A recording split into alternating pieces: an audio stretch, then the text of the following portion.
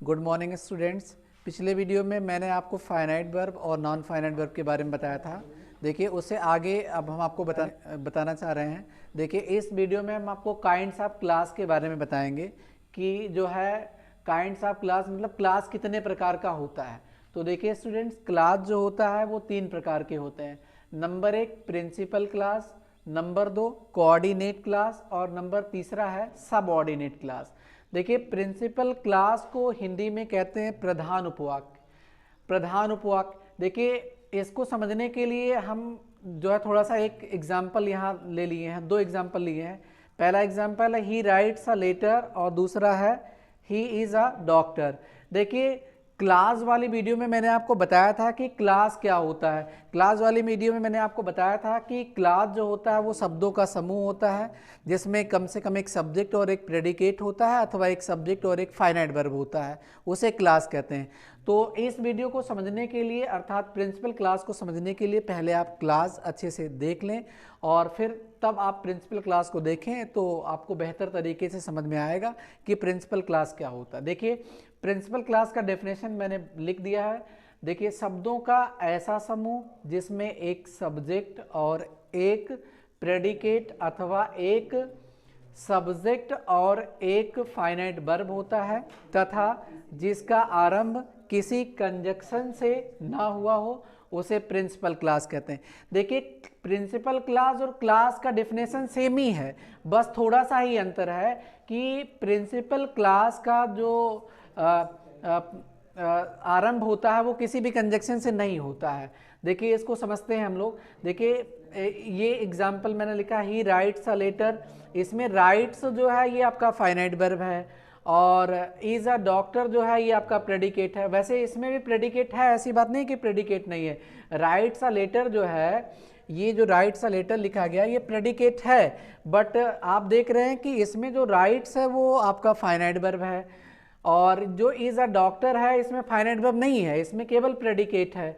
तो सबसे पहली बात ये प्रिंसिपल क्लास होने के सारे शर्त को कंप्लीट कर रहा है क्योंकि ये शब्दों का समूह भी है और इसमें एक सब्जेक्ट है आपका, ये देख लीजिए, और एक फाइनाइट वर्ब भी है और इसमें भी एक सब्जेक्ट है और ये प्रेडिकेट है। तो प्रिंसिपल क्लास का डेफिनेशन यही तो है कि शब्दों का एक ऐसा समूह जिसमें एक सब्जेक्ट हो और एक प्रेडिकेट हो अथवा एक सब्जेक्ट हो और एक फाइनाइट वर्ब हो तथा जिसका आरंभ किसी भी कंजक्शन से ना हुआ हो उसे प्रिंसिपल क्लास कहते हैं। ठीक है, आज देखिए स्टूडेंट्स, अब जो हम आपको दूसरे वाले क्लास के बारे में बताएंगे, क्लास के दूसरे प्रकार के बारे में बताएंगे, कोऑर्डिनेट क्लास क्या होता है।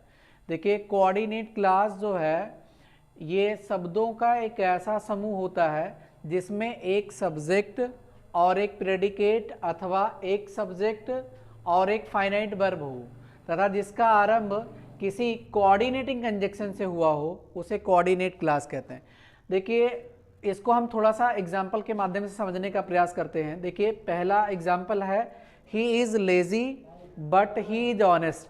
देखिए स्टूडेंट्स, यहाँ देखिए इस सेंटेंस में हमारे पास 2 क्लास हैं। पहला वाला क्लास है ही इज लेजी, जो ही इज लेजी है ये आपका प्रिंसिपल क्लास है, लेकिन दूसरा क्लास इसमें है ही इज ऑनेस्ट और उसके पहले बट लगा हुआ है।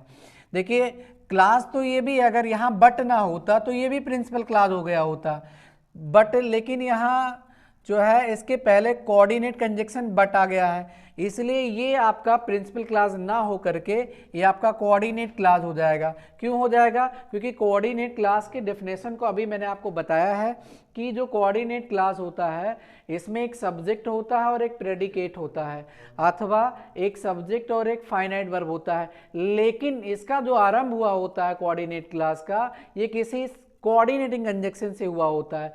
देखिए दूसरे एग्जाम्पल में भी थोड़ा सा हम देख लेते हैं कि इसमें कोऑर्डिनेट कंजक्शन कहाँ है। तो देखिए इसमें कोऑर्डिनेट कंजक्शन जो है वो आपका यट है। इसमें यट के पहले जो ये सेंटेंस लिखा गया ही वर्कड हार्ड, ये आपका प्रिंसिपल क्लास है क्योंकि इसके पहले यहाँ पर कोई कंजक्शन नहीं आया हुआ, लेकिन ही फेल्ड के आगे देखें, ही फेल्ड के आगे यहाँ कंजक्शन यट आ गया है और यट कौन सा कंजक्शन है? यट जो है वो कोऑर्डिनेट कंजक्शन है, तो इसलिए यट ही फेल्ड जो है वो आपका ये कोऑर्डिनेट क्लास है। और कोऑर्डिनेट कंजक्शन कई होते हैं, उसको मैं आपको अगले वीडियो में बता दूंगा कोऑर्डिनेट कंजक्शन क्या होता है और कोऑर्डिनेट कंजक्शन किसे कहते हैं। देखिए स्टूडेंट्स, आप जो है वीडियो पोस्ट करके इतना उतार लीजिए, फिर आप। हेलो स्टूडेंट्स, हमने आपको कोऑर्डिनेट क्लास के बारे में बताया था। अब जो हम क्लास के तीसरे और अंतिम प्रकार के बारे में आपको बताने जा रहे हैं कि सबऑर्डिनेट क्लास क्या होता है। सबऑर्डिनेट क्लास जो होता है ये कोऑर्डिनेट क्लास और प्रिंसिपल क्लास की तरह ही है, बस इसका जो आरंभ होगा वो किसी सबऑर्डिनेटिंग कंजक्शन से होगा। देखिए स्टूडेंट्स, सबऑर्डिनेट क्लास समझने के लिए मैं आपको थोड़ा सा सबऑर्डिनेट क्लास का डेफिनेशन बता दूं कि सबऑर्डिनेट क्लास क्या होता है।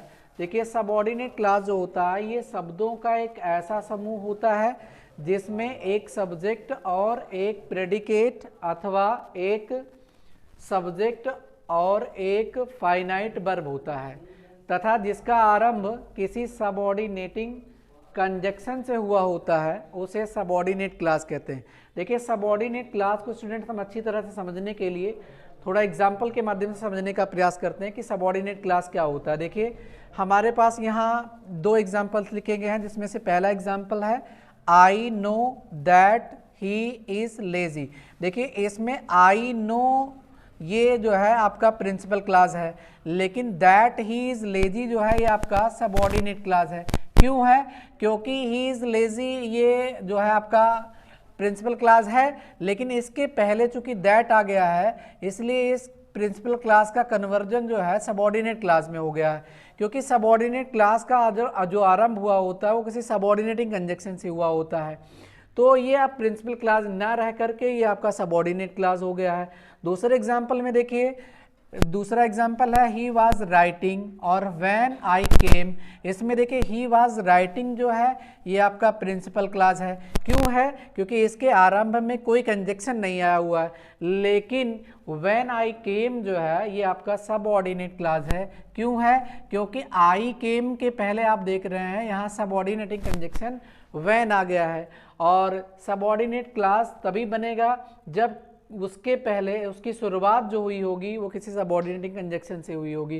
तो इसको सबऑर्डिनेट क्लास को समझने के लिए आप थोड़ा सा जो है सबऑर्डिनेट कंजक्शन भी आपको थोड़ा सा आना चाहिए कि सबऑर्डिनेटिंग कंजक्शन क्या होता है और सबऑर्डिनेटिंग कंजक्शन क्या नहीं होता है। तो स्टूडेंट्स, मैं आपको अपने नेक्स्ट वीडियो में सबऑर्डिनेटिंग कंजक्शन के बारे में बता दूंगा कि सबऑर्डिनेटिंग कंजक्शन क्या होता है। सबऑर्डिनेटिंग कंजक्शन क्या होता है? सबऑर्डिनेटिंग कंजक्शन जो है ये वैसे बेसिकली 9 प्रकार का होता है, 9 टाइप्स का होता है सबऑर्डिनेटिंग कंजक्शन, जिसको मैं आपको अगले वीडियो में बताऊंगा। क्योंकि अगर इस वीडियो में बताऊंगा तो वीडियो बहुत लंबी हो जाएगी, और इसलिए हम इस वीडियो में ना बता करके आपको अगले वीडियो में सबऑर्डिनेट कंजक्शन के बारे में बताऊंगा। जय हिंद, जय भारत।